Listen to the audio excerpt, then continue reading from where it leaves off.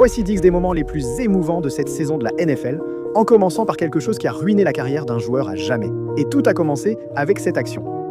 Sa deuxième série, le ballon passe entre les mains du dangereux Jay Ward qui effectue un plaquage bas. Comme moi. Bait. Ouais. JT arrive, ouais, désolé. Ton cœur se brise pour un joueur comme Zach Erich, tu veux parler d'une autre personne formidable. Ses coéquipiers ne se sont pas seulement réunis autour de Zach Ertz, alors qu'il pleurait de douleur. L'émotion a grandi quand sa blessure, une rupture du ligament croisé antérieur parmi les pires en sport, a sans doute mis fin prématurément à sa carrière. Mais au numéro 9, Stefon Diggs est devenu ému après avoir réalisé son plus grand rêve. Il n'a pu retenir ses larmes cette saison, car Diggs n'était qu'à une victoire du Super Bowl. Ce moment a sans doute offert les images les plus tristes de l'histoire de la NFL. Seul, il observait ses adversaires célébrer la saison. Il a aussi permis à sa nouvelle équipe de rejouer pour une place au Super Bowl. Après leur victoire, Diggs n'a pu retenir ses larmes en réalisant que son rêve s'était accompli. Je vois tes larmes. Quelles sont tes émotions en ce moment? Aller au Super Bowl? Je suis tellement fier de cette équipe, mec. Tu ne sais pas comme cette année a été dure, frère, à cause de la blessure et du retour. Tout ce travail acharné en valait la peine. Il nous en reste un, mec. Je veux juste me réjouir, profiter de ce moment et simplement remercier Dieu. D'accord, Eric Dana m'appelait, a dit Wash. J'en veux plus, mec. Je voulais juste le faire. J'étais nul. Je veux juste me le prouver à moi-même, que je suis bien celui que je dis être. Merci, mec, je suis reconnaissant.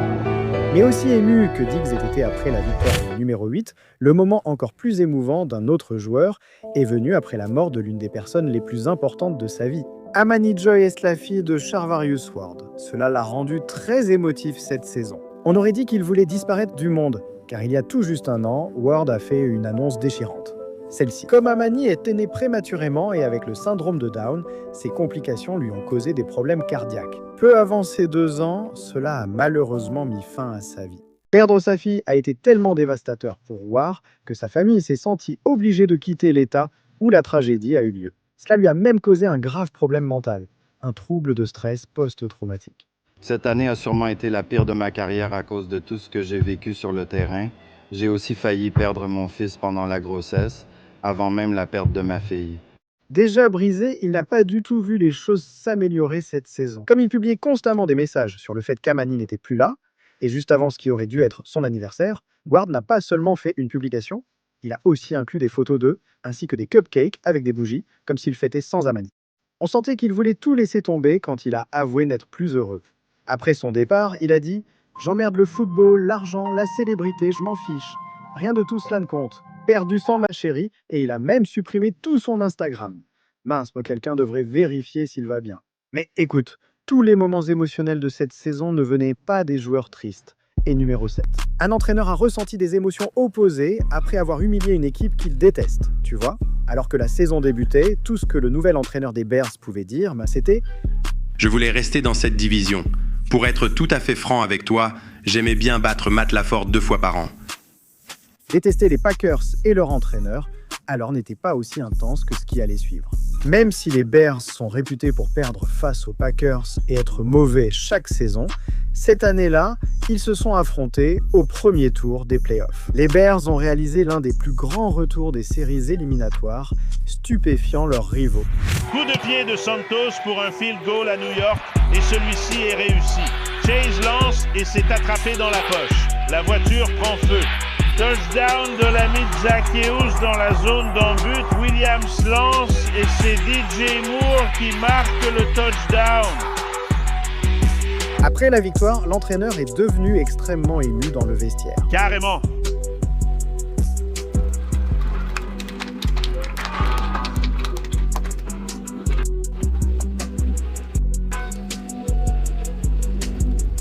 Il est vraiment hilarant. À propos des Bears et du numéro 6, l'un de leurs joueurs a été submergé par l'émotion cette saison, ce qui concernait 10 millions de dollars. Voici Tyson Badging, un joueur qui n'avait aucune idée de l'émotion qu'il ressentirait après avoir été ignoré par toutes les équipes lors de la draft et n'avoir même pas été sélectionné. Mais finalement, une fois qu'il a eu une opportunité et qu'il a signé avec les Bears, il a commencé à se faire un nom alors qu'il montait en puissance. Et comme l'équipe ne voulait finalement pas le laisser partir en tant qu'agent libre cette saison, ils lui ont en fait offert une prolongation de contrat qui a changé sa vie, d'une valeur de 10 millions de dollars.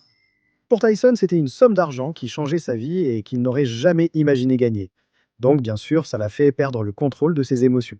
Ouais, je pense que, tu sais, beaucoup de gens ne le savent pas, mais tu sais, mon père c'est mon bras droit. Et il n'avait même pas d'eau courante jusqu'à ce qu'il soit au lycée. Donc, il y a certainement beaucoup de choses et de personnes que je pense pouvoir vraiment aider avec ce don dont j'ai été béni. Mais oui, juste des petites choses comme ça. Je ne connais personne chez moi qui ait de l'argent, donc oui, ça fait du bien. C'est clairement un poids en moins pour ma famille et moi, et ça compte beaucoup. Mince, qui l'aurait cru? Son histoire était tellement profonde, mais au numéro 5, le moment de Josh Allen était si émouvant qu'il a fait pleurer lui et ses coéquipiers.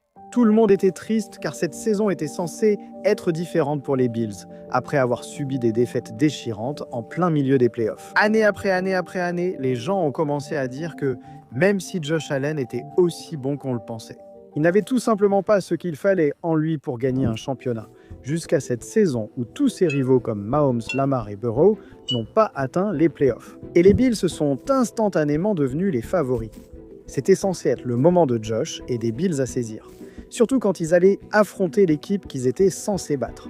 Pendant ce match, Josh a perdu le ballon non pas une, ni deux, ni même 3 fois, mais 4 fois, ce qui n'était pas seulement le plus gros craquage de sa vie. C'est précisément pourquoi ils ont perdu, mec. Après le match, Josh s'est effondré, conscient d'avoir déçu ses coéquipiers et toute la ville de Buffalo. C'est extrêmement difficile. J'ai l'impression d'avoir laissé tomber mes coéquipiers ce soir. Je déteste la façon dont ça s'est terminé, et ça va me rester longtemps. Déjà très touchant, Josh, bouleversé au point de baisser les yeux, a ému ses coéquipiers qui n'ont pu retenir leurs larmes en le soutenant. J'aimerais pouvoir pointer du doigt, mec, et récupérer quelques décisions. J'ai hâte de voir la vidéo et de comprendre ce qui s'est vraiment passé sur certaines actions. Fais-nous savoir. D'accord, regarde ça en arrière.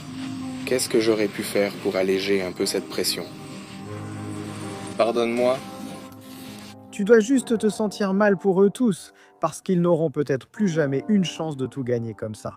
Mais leur émotion n'avait rien à voir avec le numéro 4, où celle d'un autre joueur est survenue après qu'un événement lui a sauvé la vie. Alex Singleton avait tellement brillé pendant un match que la NFL a décidé de le tester pour voir s'il prenait des substances illégales. Au fond, Alex savait qu'il n'enfreignait aucune règle et n'y a donc pas prêté attention. Jusqu'à ce que, quelques semaines plus tard, après qu'Alex ait joué un autre match, il ouvre son casier et trouve une lettre très sérieuse. J'ai ouvert le truc FedEx marqué confidentiel, je me suis demandé ce que c'était et je l'ai déchiré. Tout ce que j'ai vu, c'est le nom de l'hormone. En gros, soit tu t'injectes quelque chose, soit tu dois traiter ton cancer et je me disais, eh bien, aucune de ces options n'a de sens pour moi maintenant. Les choses étaient très graves. Donc, la simple idée d'avoir peut-être un cancer l'a poussé à aller immédiatement chez le médecin. Où, malheureusement, il a entendu la pire nouvelle possible. C'était bien un cancer. Cela a révélé la réalité effrayante de la situation. Nous arrivons chez le médecin et j'ai dit, si j'ai plus de 50% de chances d'avoir un cancer, j'ai besoin que vous me le disiez tout de suite pour que je puisse appeler l'équipe et les impliquer. Et il m'a regardé droit dans les yeux, a regardé ma femme dans les yeux et il a simplement dit, il y a au moins 95% de chances que vous ayez un cancer. Je pense que chaque fois que j'en parle avec d'autres personnes ou que je leur raconte, je m'effondre. Mais devant Alex, je me disais, c'est moi la forte. On va traverser ça ensemble. Mais aussi terrifiant que tout cela puisse paraître, comme Alex l'a détecté tôt et a presque immédiatement subi une opération, l'intervention n'a pas seulement été un succès. Les scanners ont montré que les cellules cancéreuses ne s'étaient pas propagées, lui permettant de rejouer moins d'un mois plus tard. Ce qui n'aurait peut-être jamais eu lieu si ce contrôle antidopage aléatoire n'était pas survenu dans sa vie, ce qui lui a sauvé la vie. Mais je peux comprendre qu'un moment d'émotion vienne d'un joueur ayant failli mourir. Jamais je n'aurais imaginé un propriétaire de la NFL faire pleurer son joueur en 3e position. C'est en partie parce que cette saison, quand les Jets ont si mal commencé qu'ils étaient à 0-7, la pire équipe de tout le football. Si Justin Fields se donnait à fond pour une équipe nulle et subissait les critiques des fans après chaque défaite, c'était déjà difficile. Mais la situation a empiré quand le propriétaire a fait cette déclaration. C'est difficile quand vous avez un quarterback avec une bonne évaluation. Mon Dieu, mais si vous regardez n'importe quel entraîneur principal avec un quarterback comme ça, vous allez voir des résultats similaires maintenant. Abandonner publiquement son propre joueur comme ça, c'était quelque chose que personne n'attendait, surtout Justin. Ainsi, quelques jours plus tard, après leur première victoire de la saison, Justin a révélé au monde ce qu'il vivait. Ça a été très difficile pour moi, émotionnellement et spirituellement. Quand j'étais sur le terrain, j'étais à 2 doigts de pleurer, mais pas parce qu'on avait gagné, juste à cause de la bonté de Dieu. Je suis un bon préveneur ici, mais cette semaine, tu vois, je me suis retrouvé dans mon placard, en train de pleurer par terre, allongé. Mec, je savais qu'il fallait beaucoup de courage pour être aussi vulnérable émotionnellement. Mais en deuxième position, Devonte Adams et Matt Stafford ont vécu 2 des moments émotionnels les plus opposés de la saison. Devonte n'a pas pu retenir ses larmes après être entré dans l'histoire de la NFL de façon embarrassante, car son équipe a perdu alors qu'elle pouvait aller au Super Bowl. Devonte était pour la 5e fois à une victoire de disputer son premier championnat. Une telle statistique déchirante a fait de lui l'un des 2 seuls joueurs à avoir perdu autant de chances de gagner une bague, et cette fois, Devonte a craqué. Décris comment Mathieu et l'attaque ont joué aujourd'hui.